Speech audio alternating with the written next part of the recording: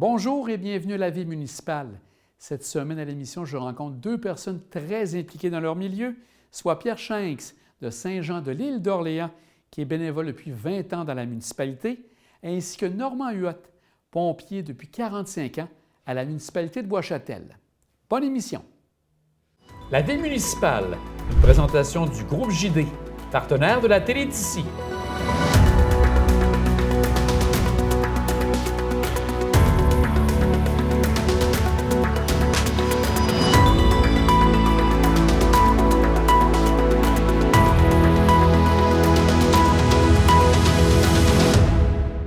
J'ai eu beaucoup de plaisir au travers de ces 55 ans-là, parce que j'ai toujours rencontré, au travers de tous les organismes, j'ai toujours rencontré des gens très agréables. C'est encore un plaisir de travailler avec ces gens-là. Et faites du bénévolat, vous allez apprécier vraiment là, qu'est-ce que c'est que d'être avec des amis, des copains, faire des choses intéressantes pour aider un peu les autres. Alors, je vous remercie d'avoir pensé à de cette façon-là, de souligner. Il y a sûrement plein d'autres bénévoles qui mériteraient autant que moi cet honneur. Mais merci à tout le monde. Merci. Je ne pourrais pas tous vous nommer, bien entendu, mais merci de cette généreuse pensée que vous avez eue de souligner cet événement-là. Je ne l'oublierai certainement pas de sitôt. Merci beaucoup. J'aimerais connaître, Pierre, on a parlé lors d'une activité spéciale pour les bénévoles de Saint-Jean et Saint-François que ça fait 55 ans que vous êtes bénévole. Donc, c'est vraiment un chiffre incroyable. Vous avez commencé donc tout jeune à être bénévole. Ça a commencé comment être bénévole pour vous? Bien, ça a commencé effectivement il y a 55 ans. C'est parti déjà au cours de préparation au mariage. On était dans l'organisation des cours de préparation au mariage à Charlebourg. Et depuis 55 ans que je suis avec mon épouse, ça fait 55 ans, j'ai jamais arrêté de faire du bénévolat depuis ce temps-là. Et ce que la municipalité a fait au début de novembre m'a vraiment surpris parce que je n'avais jamais pensé ou imaginé que ça marquerait autant les esprits que 55 ans de bénévolat depuis ce temps-là, effectivement. Donc, le départ, vous dites, bien sûr, avec les cours de préparation au mariage, puis ça s'est déplacé de quelle manière ensuite? Bien, presque immédiatement, au début, les gens à Gifford, particulièrement, m'ont demandé de m'occuper de hockey, parce qu'il manquait d'instructeurs et ensuite parce qu'il manquait de bénévoles dans l'organisation du hockey à Gifford. Alors, j'ai commencé par être sur le bord d'une patinoire à coacher des jeunes pour ensuite être dans l'organisation du hockey, là, comme coordonnateur, je pense, du hockey à Gifford. Ce qui nous a amené à essayer d'avoir un aréna à Gifford pour les jeunes. Et de là, avec une contestation, on est obligé d'aller à un référendum, puis débattre ça devant le public pour avoir un aréna qui s'est finalement construit et qui a vécu presque 40 ans là, pour être remplacé dernièrement par l'aréna Marc Simoneau à Gifford. Donc, ça a dû être tout un combat, comme vous dites, à amener les gens à accepter ce projet. Donc, c'est des gens qui vous appuyaient, vous aviez les gens des affaires, sûrement, qui étaient derrière vous pour que puisse fonctionner le projet? Oui, parce qu'effectivement, dans ce temps-là, je ne sais pas, vos téléspectateurs vont probablement, les plus vieux, vont sûrement trouver ça drôle que dans ce temps-là, au référendum, il fallait non seulement gagner sur le nombre de votes pour ou contre le projet, mais il fallait aussi gagner sur la valeur des immeubles. Alors, on nous donnait des coupons selon la valeur de notre immeuble, 20 000, 50 000, 100 000. Puis, ces coupons-là étaient identifiés en faveur ou contre le projet. Et il fallait gagner non seulement sur le nombre de voix, mais aussi également sur la valeur La valeur foncière. La valeur comme vous dites. foncière à la municipalité. Donc, un bel accomplissement. Vous devez sûrement être fier de voir arriver ça. Peut-être un petit pincement au cœur aussi quand ça s'est démoli, mais elle était peut-être rendue à un certain âge au niveau du bâtiment. Oui, effectivement. Puis il y a encore dans le nouvel aréna, il y a encore des images ou des photos. Il y a même une vitrine qui a été réservée aux souvenirs de l'aréna de Gifford. Parce que ça avait entraîné aussi à s'impliquer dans une équipe de hockey junior B pour amener des revenus à l'aréna. Alors, ça m'a amené à être dans l'organisation du hockey junior B et même dans la Ligue de hockey junior Québec Métro dans le temps. À cette époque-là. À cette époque-là, oui, des beaux souvenirs. Et là, l'île d'Orléans arrive quand même assez rapidement à travers ça dans votre bénévolat, sans nécessairement vous être déjà implanté. Vous me parliez du camp Saint-François qui a été un moment important pour vous, j'ai bien compris. Oui, parce que d'abord, c'est mon épouse Lise qui, au camp Saint-François, on avait besoin d'administrateurs féminins pour faire partie du conseil d'administration du camp. Il était avant-gardiste à cette époque-là déjà. Alors, ça m'a amené à la suivre aux activités du camp. Puis très tôt, je me suis impliqué dans les activités du camp Saint-François pour en gérer les opérations là, bénévolement pendant 22 ans. Et mon épouse m'a aidé beaucoup ici dans ce bénévolat, là, parce qu'elle s'occupait aussi, elle, plus du côté cuisine, infirmerie, buanderie au camp. Alors, c'était une belle expérience aussi. Ça m'a amené à tomber en amour avec l'île d'Orléans aussi. Et, on s'est installé très tôt comme saisonnier d'abord. D'accord. Pour ensuite être permanent en 2003. Mais je pense aussi que ça vaut la peine de glisser un mot de votre épouse, Lise, parce que là, on parle de 55 ans pour vous, mais c'est la même chose pour elle. C'est autant de bénévolat que vous qu'elle a fait en vous suivant dans vos activités. Effectivement. Puis c'est ça que j'ai beaucoup apprécié de la municipalité quand ils ont rendu hommage aux bénévoles, puis à moi plus particulièrement, cette soirée-là, d'avoir invité les épouses, parce qu'effectivement, c'est 55 ans là, d'accompagnement puis d'abnégation, nous laisser un peu disponibles pour les réunions, les activités. Ça prend beaucoup Puis, en fait, c'est de vous partager avec d'autres. Oui, exactement, exactement. Puis, par contre, elle a toujours eu une philosophie dans le sens qu'elle faisait ses activités à elle aussi à travers ça. Puis elle me disait souvent l'expression « on n'est pas branchés sur le même poumon », tu sais. Alors, on fait chacun nos activités de notre côté. C'est une belle image de ce côté-là. Et qu'est-ce qui vous a amené, vous étiez saisonnier, vous êtes arrivé à quel moment à Saint-Jean, là, comme résident? À Saint-Jean, on a acheté une propriété en 2003. Puis tout de suite, on venait d'arriver à Saint-Jean que la présidente du comité de l'amitié dans le temps m'a sollicité pour faire partie de l'organisation du club de l'amitié. Depuis ce temps-là, je fais du bénévolat à Saint-Jean. Et toujours dans le club d'amitié, j'ai bien compris? Toujours dans le club de l'amitié. J'ai aussi été dans le club des aînés qui était en fonction aussi en ce temps-là et qu'on a fusionné par la suite. Là, et ça s'appelle maintenant le club de l'amitié des aînés de Saint-Jean. Et vous avez parlé aussi, je pense, que l'Association bénévole de l'île d'Orléans, vous avez été aussi impliqué comme bénévole? Et je suis toujours impliqué à l'Association bénévole, une formidable organisation qui offre plusieurs services ici à l'île. Puis, je fais du transport et de l'accompagnement. Et lors de l'accompagnement, j'ai rencontré des gens formidables à ce niveau-là aussi. Là, on parle de ce qu'on fait aux autres, ce qu'on aide en tant que bénévole, mais ces gens-là nous apportent aussi beaucoup.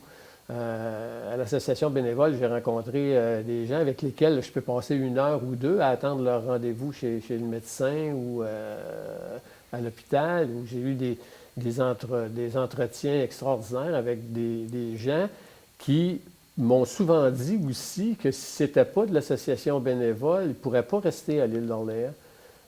Les services Donc, que d'où l'importance, l'association hein? offre, c'est ça, très important. Donc, ce que vous me dites, c'est que le bénévolat, vous avez donné, mais ça vous a permis de recevoir aussi beaucoup. Beaucoup. Je reçois encore, je fais du bénévolat aussi à l'église, là, pour la paroisse. Ici à Saint-Jean. Oui, ici à Saint-Jean. Puis je reçois aussi beaucoup tu sais, l'été, par exemple, à l'accueil aux visiteurs, je viens une fois par semaine faire l'accueil aux visiteurs à l'église. Et je rencontre des gens de partout. Ça m'a permis de pratiquer et d'entretenir mon anglais, par exemple. Puis je rencontre des gens de partout, au Québec, au Canada, aux États-Unis, même de l'extérieur, en Europe. J'ai des conversations extraordinaires avec ces gens-là. J'ai appris même beaucoup de choses de ces gens-là. Alors, mon bénévolat, là, c'est un plaisir de le faire. Je n'ai pas de contrainte à faire ça du tout. Donc, on pourrait faire un appel, parce qu'on voit de plus en plus que les gens de différentes organisations recherchent des bénévoles. Donc, je pense que ce que vous dites, c'est que c'est pas une perte de temps. Au contraire, pour vous, c'est un plaisir. Vous avez des connaissances. Donc, vous êtes là pour dire aux gens, bien, n'hésitez pas, si ça vous tente de donner du temps. Je pense que c'est intéressant. Exactement. Je me suis fait des amis extraordinaires dans mes diverses organisations. Je dis aux gens, venez faire du bénévolat. Vous arrivez à l'île, vous êtes nouveau retraité. Venez faire du bénévolat, rejoignez une organisation qui va vous plaire. Vous allez y trouver là, plein de plaisir. C'est maintenant qu'il faut le faire parce que vraiment, ça vieillit au niveau des organisations bénévoles. Ça prend de la relève. Et c'est pas dans 5 ans ou dans 10 ans qu'il faudra se dire on avait tel service, on faisait telle activité. C'est dommage qu'on l'ait pu. Ça prend des bénévoles maintenant pour que ça se poursuive, ces organisations-là. Et je comprends aussi que ce n'est pas simplement les aînés. Vous invitez la population adulte aussi, de n'importe quel âge, à prendre le temps et c'est toujours gratifiant de ce que je comprends. Effectivement. Et dans toutes ces organisations-là, ils vont vous prendre selon votre disponibilité. Vous avez juste quelques heures par semaine à donner. Vous avez plus de temps. Ils vont aussi, selon votre talent ou votre intérêt, ils vont être sûrement intéressés à vous accompagner dans votre bénévolat. Bien, Pierre, puis je veux le souhaiter aussi pour Lise, on vous souhaite encore plein d'années de bénévolat, puis on voit que vous avez encore cette vivacité, donc on espère que vous soyez là encore longtemps comme bénévole, puis je pense que vous l'espérez aussi d'en faire encore longtemps. Si la santé le permet, c'est toujours à notre âge une question de santé. C'est sûr que je vais poursuivre mon bénévolat parce que ça me rend heureux, je suis heureux de le faire. Puis si ça peut aider en plus, ben c'est un plus. Puis on sent que ça vous rend, comme vous dites, heureux, mais ça vous rend plein de vie aussi, de ce que je comprends. Exactement. Puis l'hommage qu'on m'a rendu, là, c'était extraordinaire. Je considère ça comme un beau geste de gratitude que j'aurais jamais espéré recevoir. Bien, Pierre, bonne continuité. Puis un grand merci pour tout ce que vous faites à l'île d'Orléans. C'est gentil. Je vous remercie beaucoup. La Ville municipale, une présentation du groupe JD, partenaire de la télé d'ici.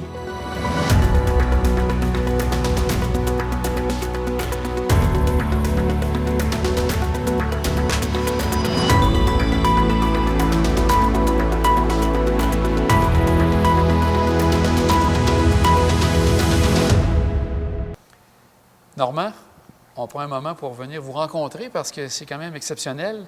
45 ans, vous avez travaillé ici, que vous travaillez encore ici même dans la caserne de Bois-Châtel. J'aimerais commencer. Ça a commencé à quel moment, vous? Si on remonte 45 ans. Ça a commencé en 79, à l'âge de 19 ans, où est-ce que je suis rentré pompier. Comme pompier? Comme pompier à Bois-Châtel, comme de raison à l'ancienne caserne qui était sur la rue, à la côte de l'Église. OK, les gens qui connaissent bien le secteur, ça veut dire que c'était en face de l'église que vous aviez votre caserne. Là, il n'existe plus, j'ai bien compris? n'existe plus, juste anciennement à l'arrière de l'ancien hôtel de ville, en face de l'église, sur la côte de l'église. Et là, vous avez débuté là? Commencé là, avec des cours qui se donnaient à l'interne. Il n'y avait pas de formation au niveau du ministère, rien de ça. C'était les vieux qui montraient aux nouveaux. Avec les vieilles salopettes, c'était pas des pantalons comme on vit aujourd'hui, c'était des salopettes avec des grandes bottes de pêche là, en caoutchouc. Ça, c'était nos équipements du temps dans ces années-là. Et là, par la suite, vous avez progressé dans le service? Tranquillement, pas vite, effectivement. Je suis rentré officier au début des années 90.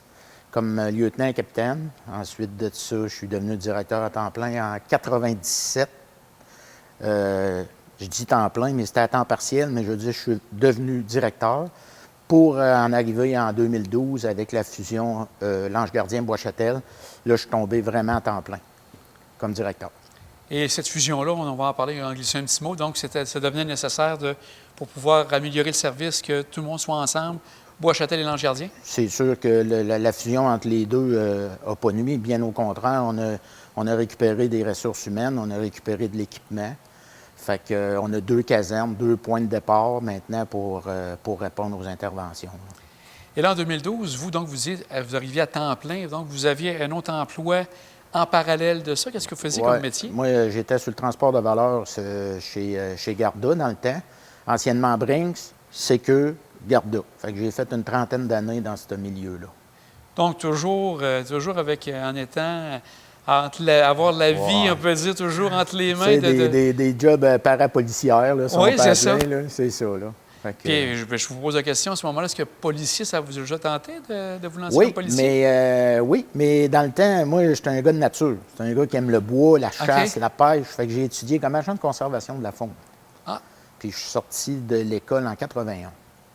Et là, je suis rentré chez Brinks à ce moment-là parce qu'il n'y avait pas beaucoup de débouchés. Okay. Fait que je suis allé chez Brinks pour 2 ans après ça. Là, Desjardins, il a parti son système Sécurité Desjardins en camion blindé. Oui. Là, je suis allé travailler 2 ans à Cap-Tourmente comme garde-chasse au fédéral. Ouais. Et ça, vous avez... Mais pas assez pour continuer là-dedans? Vous avez préféré... Bien, il n'y avait pas de travail dans ce temps-là. Ah. C'est vraiment triste, là, mais il n'y avait pas de travail à temps plein. Les jobs n'étaient pas comme aujourd'hui où les jeunes, là, ils ont le choix. Hein? Beaucoup de choix. Ça. Nous autres, dans ces années-là, on ne l'avait pas. Si on revient maintenant comme avec toute votre carrière comme pompier, après ça, par la suite, directeur et tout, l'évolution du matériel, ça a dû être quasiment quelque chose de particulier parce que vous avez commencé début des années 80, puis on arrive avec 45 ans plus tard avec plein de nouveaux équipements. Oui. Qu'est-ce que vous avez remarqué au niveau de l'évolution par rapport aux équipements? Bien, il y a les équipements. On peut parler des équipements au départ. On avait un vieux Willis, nous autres. Là, moi, quand je suis arrivé en 79, il quittait le service. La municipalité venait tout juste d'acheter un Ford 900, un flat nose qu'on appelle, en bon français. Fait que c'est ça. Fait qu'on a eu ce camion-là en bas. Puis quand on est monté ici en 2008, là, on a eu le nouveau véhicule qui est là, qui est plus nouveau, là. C'est un 2005, là.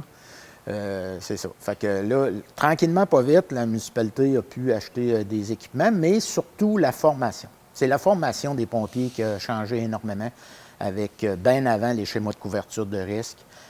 On appelait ça des blocs dans le temps. Ça avait le bloc A, B, C, D. Aujourd'hui, on appelle ça des modules. Fait que ça, beaucoup, puis beaucoup de formations en dehors, si on peut dire, de la formation obligatoire. Donc, vous-même, en tant que directeur, en tant que grand responsable, vous avez dû avoir des cours supplémentaires pour travailler et gérer tout un groupe comme ça? Pour occuper le poste d'officier maintenant et de direction, ça prend les cours d'officier qu'on appelle officier 1, officier 2. Puis là, ça n'arrête pratiquement pas. Quelqu'un qui veut étudier, il peut étudier pratiquement toute sa vie, là, même en incendie, là, parce qu'il y a bien d'autres choses connexes, gérer le personnel, les ressources humaines, etc. Là, on touche toujours un petit peu à ça. Là. Au niveau du nombre, ça a dû augmenter aussi. Vous étiez combien au départ? Si on monte en 80? En 80, là, on était à peu près une vingtaine. On est 42 aujourd'hui. Donc, ça a 41, doublé? 42. Oui, c'est ça. Pour pouvoir tout couvrir le secteur Les schémas Bois-Châtel. font, oui, les schémas font en sorte qu'on a un minimum à rencontrer sur les appels initiales. Fait que vu que c'est pas du temps plein, ben par rapport au nombre, ben, on finit toujours par avoir une douzaine, 12 à 15 pompiers assez facilement ici à Bois-Châtel avec les 2 casernes, comme j'expliquais tantôt. À 45 ans de métier, vous avez sûrement de bons souvenirs. Qu'est-ce qui vous revient en tête quand vous repensez à tout ça? Parce que c'est quand même quelque chose. Ouais. C'est tout un Oui, cheminement que oui, vous avez oui. eu. Là. Bien, fraternité, moi, j'ai été chanceux. Là. Tous les gens qui étaient là au départ, puis les gens que j'ai engagés via la municipalité, j'ai toujours frappé du bon monde, si on peut dire. OK. Du monde facile à gérer, puis une belle fraternité. Puis on vit ça, les pompiers, là, les gars, surtout à temps partiel, les gars sont ici par choix, non pas par obligation. Comprenez-vous? Puis les gars répondent aux appels. Fait que la fraternité là, entre le personnel, là, ça a été vraiment la belle réalisation, si on peut dire. Parlez-vous d'une deuxième famille, selon vous, être pompier? C'est Bien, comme une deuxième famille? Pratiquement, parce qu'on avait de la formation, mais aussi on a des pratiques à l'interne. Là. Puis effectivement, on échange beaucoup à ce moment-là. Puis il n'y a pas de stress, il n'y a pas. Fait que c'est la fraternité qui embarque par-dessus. Là. On échange beaucoup là, à ces moments-là. Dans vos belles réussites, est-ce que d'arriver ici en 2008 avec une nouvelle caserne, c'était un des gros moments? Ben oui, mais surtout ma nomination comme directeur à temps plein. Ça, c'est une belle réalisation, si on peut dire, après toutes ces années-là, parce que quand on avait de la formation dans le temps, nous autres, là, la municipalité là, payait la formation. Mais le temps passé sur les bancs d'école, là, c'était nous autres qui le payaient dans le sens qu'on n'était pas rémunérés pour ça. Ah. Fait que la municipalité payait la formation, puis le temps passé sur les bancs d'école, ben c'était gratos. Là. C'était un don qu'on donnait, qu'on faisait à la municipalité, si on peut dire. C'est ça. Donc, dans ces années-là aussi, des anecdotes spéciales, avez-vous? Vous en avez sûrement quelques-unes. Je ne sais pas si vous en avez une par cœur qui vous revient. C'était de la taquinerie, surtout à l'intérieur du service. Là. Surtout du temps où on avait les anciennes imperméables, là, comme un soute, là, vous savez, une petite salopette, là, si on peut dire. Là. Pas une salopette, mais une petite jupette. Là, où les gars, on jouait les tours avec ça un petit peu. Hein? On les faisait marcher à 4 pattes, puis on les sprayait un petit peu dans le postérieur. Puis des moments, on peut dire, c'est sûr, inévitablement, des moments peut-être un peu moins drôles ou moins on peut parler malheureusement de l'accident à Martin là, en 2021, là, juste avant les fêtes. Là. Ça touche. Ah, ça frappe. Effectivement. C'est votre seul décès que vous avez eu de pompiers, oui, heureusement, mais on parlait tout à l'heure de la propagation des flammes à l'intérieur des bâtiments. Malheureusement, du fait que c'est très rapide maintenant, malheureusement, on a des décès des gens qui étaient à l'intérieur du bâtiment à quelques reprises, peut-être 4-5 décès qu'on peut décompter aujourd'hui. Et là, vous terminez quand est-ce? C'est très, très bientôt, je pense? Tout de suite, je termine au 30-31 décembre, là, mais je vais partir un petit peu avant, là, les congés des fêtes. D'accord. Je vais prendre mes derniers congés des fêtes. Oui. Puis là, après ça, je vais quitter. Fait qu'au 1er janvier, là, je ne serai plus à l'emploi. Là. Et là, allez-vous être quelqu'un qui va s'ennuyer ou vous avez plein de passe-temps, plein d'activités que vous avez en tête? Moi, je suis membre là, au club d'ébénisterie en arrière de l'église de Courville. Il y a bien des gens qui ne connaissent pas ça, là, fait que je suis membre là, mais je vais aller te donner un coup de main au loisir, peut-être 2 jours par semaine, loisir à Bois-Châtel. D'accord. Entretenir les patinoires, là, puis etc. Là. Je vais essayer ça. Il faut que je reste occupé. Là. C'est sûr que je ne resterai pas devant la télévision à vous écouter. Puis vous, est-ce que vous êtes un maniaque de pêche, de chasse, ces choses que vous touchez Amateur aussi? de chasse et de pêche. Je fais la chasse tous les ans dans Charlevoix avec mon fils et des amis. Puis j'ai la chance d'avoir un petit chalet familial avec ma soeur au Mont-Valin. Fait que je monte là l'hiver en motoneige de temps en temps avec des amis. Puis la pêche, c'est sûr, en été. Là. Donc, ça va être une retraite active, vous allez faire. Ah, absolument, il faut. Il faut. J'avais toujours été en mouvement. Que J'ai ça va commencé à continuer de travailler ce à côté-là. 16 ans, moi, là, durant mes étés, là, même des fois peut-être avant, là, 15 ans. Là, fait que là, j'ai toujours travaillé par la suite. Là. Ben, on va vous souhaiter une bonne retraite, bien méritée. Merci beaucoup. Et félicitations, 45 ans au même endroit, on ne voit pas ça souvent. Des bons C'est- patrons. Des aussi. bons patrons. Bien, sûrement une bonne personne, vous Ben, aussi, parce que ça aide, hein? si comme on dirait, vous endurez pendant 45 ans. Ça Aussi. doit être quand même J'en intéressant. ai vu passer des conseils municipaux puis des maires. Ben, félicitations, Normand, puis à Merci. très bientôt, puis passez du bon temps en famille, puis avec vos amis. On va essayer d'en profiter. Merci. Merci beaucoup.